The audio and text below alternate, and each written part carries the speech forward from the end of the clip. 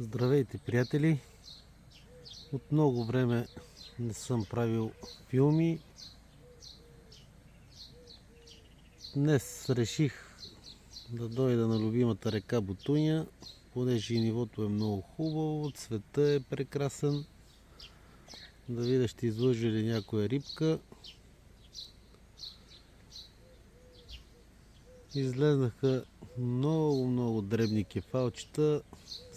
Седях около час и половина някъде, но по-хубава и голяма риба не излезна. Само дребни кефалчета и затова реших да си тръгна, да не ги наранявам. Просто са много малки. На царевичка ги търсех.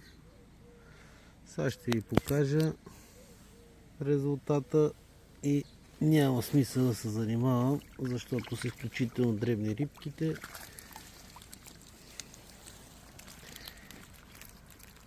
Ето ги кефалчета.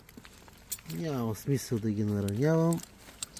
Отиват си бързо в водата и ще чакаме по-добри времена.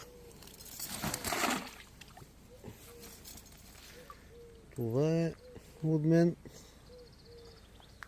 До скоро виждане и чуване.